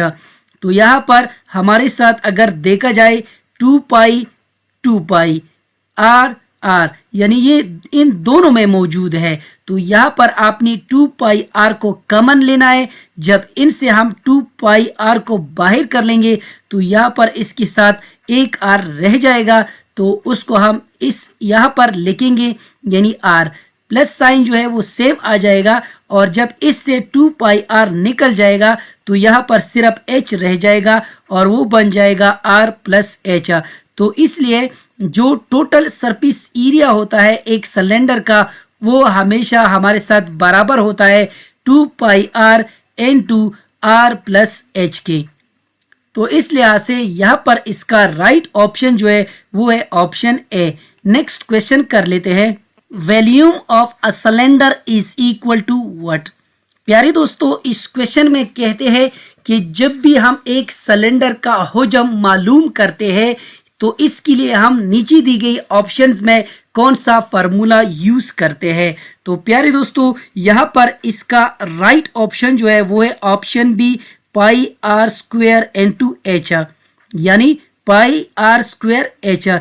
तो जब भी हम किसी भी सिलेंडर का हजम मालूम करते हैं तो इसके लिए हम ये फार्मूला यूज करते हैं। इस फार्मूले के अंदर आर जो है रेडियस को रिप्रेजेंट करता है, यानी सिलेंडर का जो रेडियस होता है इसको रिप्रेजेंट करता है, और एच सिलेंडर की ऊंचाई है। तो इस लिहाज से यहाँ पर इसका राइट ऑप्शन यही है। The number of minutes in 5 hours is. प्यारे दोस्तों, इस क्वेश्चन में कहते हैं कि 5 घंटों में कुल कितने मिनट्स होते हैं। इसका राइट ऑप्शन है ऑप्शन डी 300। प्यारे दोस्तों, 5 घंटों में टोटल 300 मिनट्स होते हैं, क्योंकि अगर देखा जाए 1 घंटा जो है वो हमारे साथ 60 मिनट्स के बराबर होता है। जैसे कि आप सब दोस्तों को स्क्रीन पे नज़र आ रहा है, यानी 1 घंटा हमारे साथ 60 मिनट्स के बराबर होता है। तो 5 घंटे जो है आपने क्या करना है, 5 को 60 के साथ मल्टीप्लाई करना है। तो इससे रिजल्ट आएगा 5 0 0 5 6 30। तो इससे हमारे साथ रिजल्ट आएगा 300 मिनट्स। इसके बाद अगर आपसे पूछा जाए कि हमारे साथ यानी 5 घंटों में टोटल कितने सेकंड्स होते हैं, तो आपने क्या करना होता है इसमें, यानी 1 मिनट जो है वो 60 सेकंड के बराबर होता है। तो आपने 60 सेकंड को 300 के साथ मल्टीप्लाई करना है, जैसा कि आप सब दोस्तों को स्क्रीन पे नज़र आ रहा है। तो इससे रिजल्ट आएगा 18,000 सेकंड। यानी 305 घंटे जो है वो हमारे साथ 300 मिनट के और 18,000 सेकंड्स के बराबर होते हैं। नेक्स्ट क्वेश्चन कर लेते हैं। There are blank space metres and 500 centimetre. प्यारे दोस्तों, इस क्वेश्चन में कहते हैं कि 500 सेंटीमीटर में हमारे साथ कुल कितने मीटर्स होते हैं। इसका राइट ऑप्शन है ऑप्शन ए 5 मीटर्स। यानी 500 सेंटीमीटर में हमारे साथ टोटल 5 मीटर्स होते हैं। प्यारे दोस्तों, अगर देखा जाए जैसा कि आप सब दोस्तों को स्क्रीन पे नज़र आ रहा है, 1 मीटर जो है ये हमारे साथ 100 सेंटीमीटर के बराबर होता है। तो यहाँ पर 5 मीटर आपने क्या करना है, 5 को 100 के साथ मल्टीप्लाई करना है। तो इससे रिजल्ट आएगा 500 सेंटीमीटर। यानी 5 मीटर जो है ये हमारे साथ यानी 500 सेंटीमीटर के बराबर होता है। यानी 5 मीटर्स में हमारे साथ 500 सेंटीमीटर होते हैं। नेक्स्ट क्वेश्चन कर लेते हैं। To convert speed from kilometre per hours to metre per hour multiply it by. प्यारे दोस्तों, इस क्वेश्चन में कहते हैं कि स्पीड को किलोमीटर पर आवर से मीटर पर आवर में तब्दील करने के लिए नीचे दी गई ऑप्शंस में इसको किस वैल्यू से ज़रब दें या देंगे। इसका राइट ऑप्शन है ऑप्शन सी यानी 1000। यहाँ पर आपने सिंपल ये करना है कि आपने इसको 1000 के साथ मल्टीप्लाई करना है, क्योंकि अगर देखा जाए 1 किलोमीटर में हमारे साथ 1000 मीटर होते हैं। तो यहाँ पर किलोमीटर की जगह मीटर आ जाएगा। यानी स्पीड का जो फार्मूला है यहाँ पर ये इस तरह बन जाएगा, यानी जैसा कि आप सब दोस्तों को स्क्रीन पे नज़र आ रहा है, यानी 1 किलोमीटर डिवाइडेड बाई आवर। तो यहाँ पर ये किलोमीटर जो है ये चूंकि हमारे साथ 1 किलोमीटर 1000 के बराबर है, तो इसकी जगह आ जाएगा 1000 मीटर डिवाइडेड बाई आवर। तो इस तरह आपने इसको 1000 के साथ मल्टीप्लाई करना है। तो इससे रिजल्ट आएगा 1000 मीटर डिवाइडेड बाई आवर, यानी 1000 मीटर पर आवर ये हमारे साथ बन जाएगा। तो इसलिए यहाँ पर इसका राइट ऑप्शन यही है। नेक्स्ट क्वेश्चन कर लेते हैं। The same distance covered in same time is called blank space.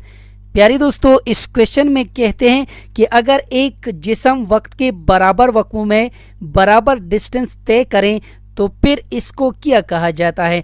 इसका राइट ऑप्शन है ऑप्शन बी यूनिफॉर्म स्पीड। अगर एक जिस्म वक्त के बराबर वक्फों में बराबर फासला तय करें तो इसको यूनिफॉर्म स्पीड कहा जाता है।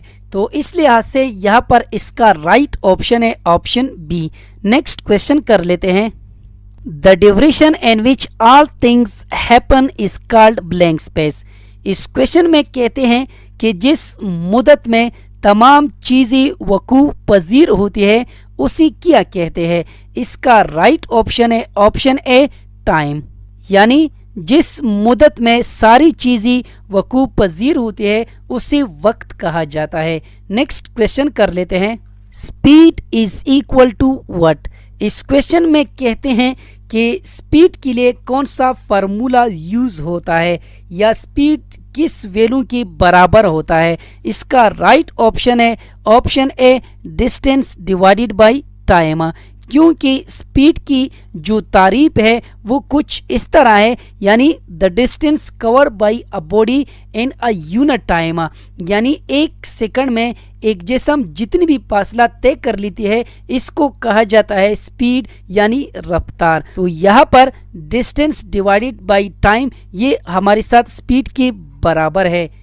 The longest card of the circle is, इस क्वेश्चन में कहते हैं कि सर्कल का सबसे बड़ा या लंबा कार्ड कौन सा होता है। इसका राइट ऑप्शन है option C diameter. Diameter circle का सबसे बड़ा या लंबा कार्ड होता है। प्यारे दोस्तों, जैसा कि आप सब दोस्तों को स्क्रीन पे नजर आ रहा है, यहाँ पर ये हमारे साथ एक सर्कल है। यह सर्कल में अगर एक पॉइंट से, सर्कल की एक पॉइंट से यानी एक बाउंड्री से दूसरी बाउंड्री तक जो लाइन होता है इसको कार्ड कहा जाता है। जैसा कि इस पॉइंट से लेकर इस पॉइंट तक इसको कार्ड कहा जाता है, लेकिन ये सर्कल का सबसे छोटा कार्ड होता है। और अगर दरमियान में इस लाइन को देखा जाए तो ये हमारे साथ डायमीटर होता है। तो ये भी 2 पॉइंट्स पे सर्कल को टच करता है, तो इस लिहाज से इसको भी कार्ड कहा जाता है। और डायमीटर जो होता है ये सर्कल का सबसे बड़ा कार्ड होता है। सर्कल का ये पॉइंट जो है इसको central point of the circle कहा जाता है। और सेंट्रल पॉइंट से यानी हाफ जो डिस्टेंस होती है इसको रेडियस कहा जाता है, यानी यहाँ से यहाँ तक जो डिस्टेंस है इसको आर्क कहा जाता है। और इनके दरमियान जो एंगल है और ये जो एरिया है इसको कहा जाता है सेक्टर। और यहाँ से यहाँ तक जो कंप्लीट बाउंड्री होती है सर्कल की इसको सरकमफ्रेंस कहा जाता है। तो इस लिहाज से यहाँ पर इसका राइट ऑप्शन यही है। नेक्स्ट क्वेश्चन कर लेते हैं। Circle is a plane figure that is a set of points. इसका राइट ऑप्शन है option A. A circle is a plane figure that is a set of all points equidistance from a fixed point called the centre. नेक्स्ट question कर लेते हैं। The angle of the semi circle is a और an dash angle. प्यारे दोस्तों, इस question में कहते हैं कि सेमी सर्कल में डायमीटर की जरिए बनने वाला एंगल कौन सा होता है या उस एंगल का क्या नाम होता है। इसका राइट ऑप्शन है ऑप्शन ए राइट एंगल। सेमी सर्कल में डायमीटर की जरिए बनने वाला एंगल हमेशा राइट एंगल होता है। नेक्स्ट क्वेश्चन कर लेते हैं। Which of these have no line of symmetry? इसका राइट ऑप्शन है ऑप्शन डी पैरेललोग्राम। प्यारे दोस्तों, लाइन ऑफ सिमेट्री क्या होती है इसको समझने के लिए हम एक एग्जांपल लेते हैं। अगर आपके पास इस तरह शेप मौजूद हो या है और इसको हम दरमियान से फोल्ड करें तो इसका ये कॉर्नर यानी इस साइड पे चला जाएगा। तो ये जो सारी शेप है ये इस तरह इसकी ऊपर आ जाती है, यानी फोल्ड करने से हमें ये ऑब्जर्व होता है कि इसकी दोनों साइड जो है ये एक जैसे है। तो जो लाइन होती है जिसकी दोनों तरफ जो शेप होती है वो एक जैसी हो तो उस लाइन को हम कहते हैं लाइन ऑफ सिमेट्री। अगर हम एक शेप पे यानी बिल्कुल बीच में एक लाइन ड्रा करें और उसकी वजह से दोनों साइड बिल्कुल एक जैसे हो तो उस लाइन को कहा जाता है लाइन ऑफ सिमेट्री। यानी ये जो पूरी शेप होती है इसको कहा जाता है सिमेट्रिक शेप। सिमेट्रिक शेप ये वो शेप होती है जिनको फोल्ड करने से दोनों साइड एक जैसे हो तो फिर इसको कहा जाता है सिमेट्रिक शेप। प्यारे दोस्तों, और इसके साथ आप सब दोस्तों ने ये भी याद रखना है lines of symmetry and quadrilaterals. A square has 4 lines of symmetry. A rectangle has 2 lines of symmetry. A parallelogram has no lines of symmetry. A trapezium, except isosceles trapezium, has no lines of symmetry. An isosceles trapezium has 1 line of symmetry. A rhombus has 2 lines of symmetry. A kite has 1 line of symmetry. Next question कर लेते हैं, which of these have only one pair of parallel sides. इस question में कहते हैं कि इनमें से किस शक्ल में सिर्फ एक जोड़ा मुतवाजी अजला या पैरेलल साइड होता है। तो प्यारे दोस्तों, trapezium is the only shape in the given option that has only one pair of parallel sides. तो इसका राइट ऑप्शन है option A, trapezium. Trapezium is a quadrilateral that has only one pair of parallel sides.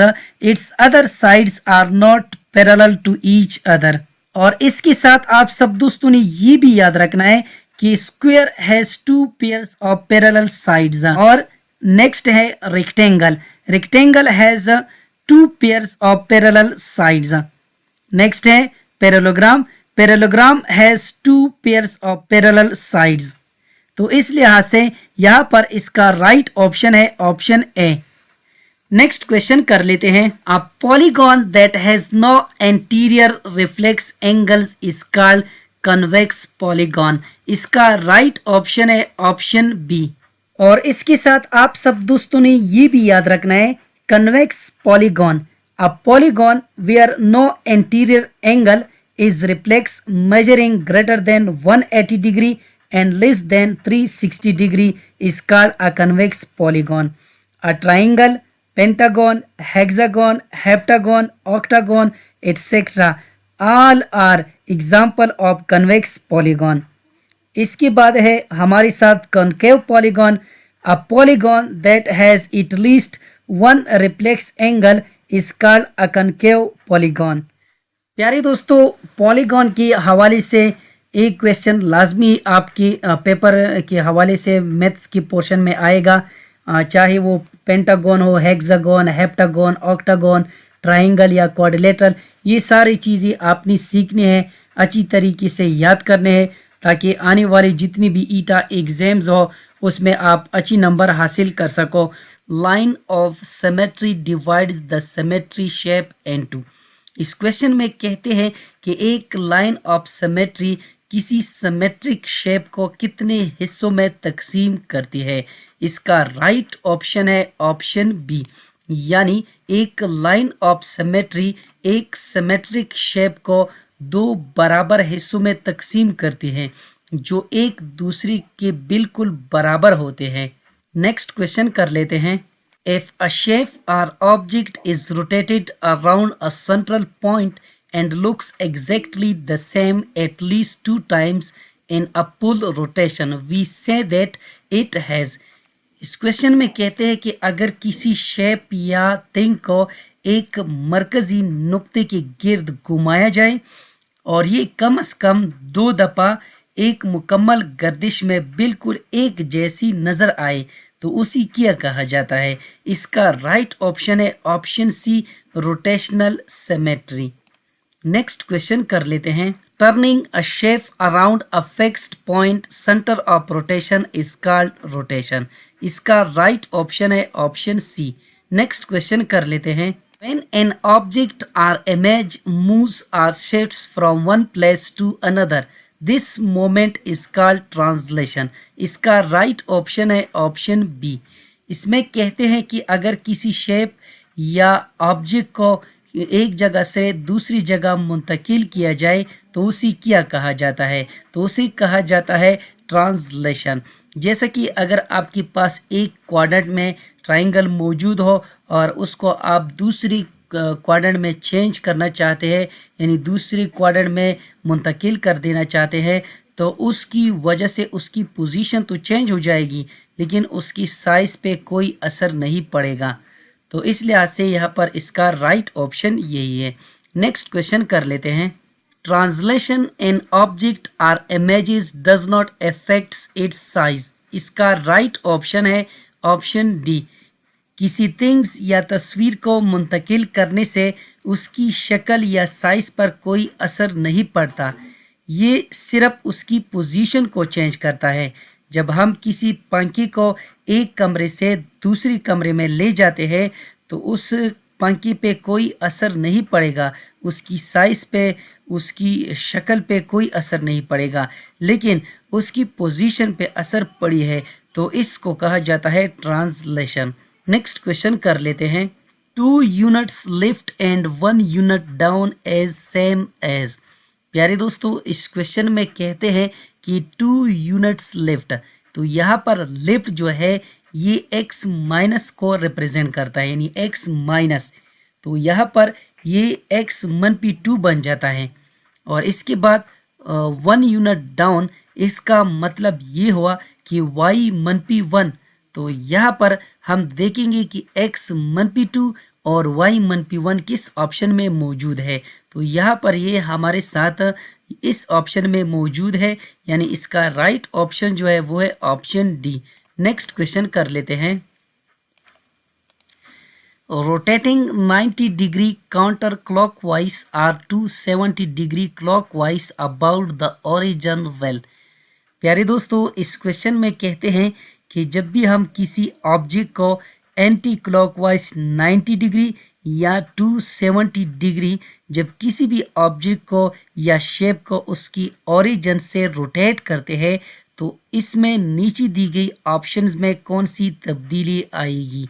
इसका right option है option D, यानी change the sign of y and switch x comma y. प्यारे दोस्तों, मिसाल के तौर पर हमारे साथ एक पॉइंट ए है 2,4, इट विल बिकम्स -4,2। इसके अलावा दूसरा पॉइंट हमारे साथ है बी, यानी -3,1, it will becomes b prime -1, -3। तो इस तरह इसकी साइन जो है वो भी चेंज हो जाएंगी और एक्स वाई को हम यहाँ पर स्विच करते हैं, तो इस लिहाज से यहाँ पर इसका राइट ऑप्शन यही है। नेक्स्ट क्वेश्चन कर लेते हैं। X -4, y +6 means. प्यारे दोस्तों, इस क्वेश्चन में कहते हैं कि इस पूरी सेंटेंस का क्या मतलब है, तो यहाँ पर ये ऑप्शन इसमें करेक्ट है। यहाँ पर x -4 का क्या मतलब है? x -4 का मतलब है यानी move 4 step left, here we subtract 4 from x, तो यहाँ पर ये ऑप्शन इसमें मौजूद है। इसके बाद y +6 means that move 6 steps up का मतलब है ऐड करना, तो यहाँ पर हम क्या करेंगे, y के साथ 6 को ऐड करेंगे, तो इस लिहाज से यहाँ पर इसका राइट ऑप्शन है option D, subtracting 4 from x coordinate and adding 6 to y coordinate. Which of these graphs or charts is suitable when we want to show data that is changing over time? प्यारे दोस्तों, इस question में कहते हैं कि जब हमें ऐसा डेटा दिखाना हो जो वक्त के साथ तब्दील हो रहा हो, तो कौन सा ग्राफ या चार्ट इसके लिए सूटेबल होगा? प्यारे दोस्तों, इसका राइट ऑप्शन है ऑप्शन सी, लाइन, यानी लाइन ग्राफ वक्त के साथ होने वाली तब्दीलियों को जाहिर करने के लिए इस्तेमाल होता है, जैसे आबादी में इजाफा, दर्जे हरारत की तब्दीलियां वगैरह वगैरह, यानी इसका तसलसल डेटा के उतार चढ़ाव को वाज़ेह तौर पर जाहिर करता है। नेक्स्ट क्वेश्चन कर लेते हैं। The term discrete means. प्यारे दोस्तों, इस क्वेश्चन में कहते हैं कि डिस्क्रीट का क्या मतलब है? इसका राइट ऑप्शन है option C, distinct. Next question कर लेते हैं। How likely something is to happen is known as. प्यारे दोस्तों, इस क्वेश्चन में कहते हैं कि किसी चीज के होने के इम्कान को क्या कहा जाता है? इसका राइट ऑप्शन है ऑप्शन बी, प्रोबेबिलिटी, यानी प्रोबेबिलिटी किसी वाक़े की होने के इम्कान की पैमाइश है जो 0 नामुमकिन से 1 यानी 1 यकीनी तक होती है। ये गैर यकीनी हालात में नताइज की पेशन गोई करने में मदद देता है, जैसे सिक्के उछालने या मौसम की पेशगोई में मदद देता है, तो इस लिहाज से यहाँ पर इसका राइट ऑप्शन यही है। नेक्स्ट क्वेश्चन कर लेते हैं। The possible result of a random experiment is called. प्यारे दोस्तों, इस क्वेश्चन में कहते हैं कि किसी रैंडम एक्सपेरिमेंट की मुमकिना रिजल्ट को क्या कहा जाता है? इसका राइट ऑप्शन है ऑप्शन ए, एन आउटकम। प्यारे दोस्तों, यानी प्रोबेबिलिटी में एक आउटकम किसी एक्सपेरिमेंट के एक आजमाइशी मरहले का नतीजा होता है। मिसाल के तौर पर जब आप एक सिक्का उछालते हैं यानी टॉस डालते हैं ऊपर की तरफ, तो मुमकिना नताइज हेड या टेल हो सकते हैं। तो इस लिहाज से यहाँ पर इसका राइट ऑप्शन यही है। नेक्स्ट क्वेश्चन कर लेते हैं। When there is 50% chance of an event, i.e. 1/2, then the event is said to be। प्यारे दोस्तों, इस क्वेश्चन में कहते हैं कि जब किसी वाक़ये की होने का इम्कान 50% हो यानी 1/2 हो तो उसी क्या कहा जाता है। इसका राइट ऑप्शन है ऑप्शन डी, इक्वली लाइकली। प्यारे दोस्तों, अगर किसी वाक़ये का इम्कान 50% हो तो इसका मतलब ये हुआ कि इसके होने और ना होने के जो इम्कानात होते हैं वो बराबर है। मिसाल के तौर पर एक मुनसिफाना सिक्के को उछालने पर हेड या टेल आने की बराबर इम्कानात होते हैं। नेक्स्ट क्वेश्चन कर लेते हैं। The probability of an event is any number from 0 to 1। इसका राइट ऑप्शन है ऑप्शन सी, यानी प्रोबेबिलिटी हमेशा 0 और 1 के दरमियान होती है। जहां 0 होता है उसका मतलब होता है नामुमकिन और 1 का मतलब यकीनी होना है। मिसाल के तौर पर एक मुनसिफाना डाइस पर चक्का यानी 6 आने का इम्कान 1/6 होता है। यानी जब भी हम लड्डू खेलते हैं तो लड्डू खेलने के दौरान हमारे पास 6 आने का जो इम्कान होता है वो 1/6 होता है। नेक्स्ट क्वेश्चन कर लेते हैं। The number of times a specific observation occurs in the collected data is called the dash of that value. प्यारे दोस्तों, इस क्वेश्चन में कहते हैं कि किसी खास मुशाहिदे की जमाशुदा डेटा में जाहिर होने की तादाद को क्या कहते हैं। इसका राइट ऑप्शन है ऑप्शन बी, फ्रीक्वेंसी। यानी frequency refers to how many times a particular यानी frequency refers to how many times a particular value appears in a data set। For example, मिसाल के तौर पर अगर 10 स्टूडेंट्स का पसंदीदा रंग नीला हो तो ब्लू कलर की तादाद यहाँ पर 10 होगी, यानी इसकी जो फ्रीक्वेंसी होगी वो 10 होगी। तो इस लिहाज से यहाँ पर इसका राइट ऑप्शन यही है। नेक्स्ट क्वेश्चन कर लेते हैं। The frequency distribution means to organize the information in the form of a table। इसका राइट ऑप्शन है ऑप्शन ए, फ्रीक्वेंसी। उम्मीद करता हूं कि आज की वीडियो आप सब दोस्तों को पसंद आई होगी। जिन दोस्तों को वीडियो पसंद आई हो, समझ गए हो, तो प्लीज़ चैनल को भी सब्सक्राइब करें, वीडियो को लाइक और शेयर लाजमी किया करें। शुक्रिया, अल्लाह हाफिज़।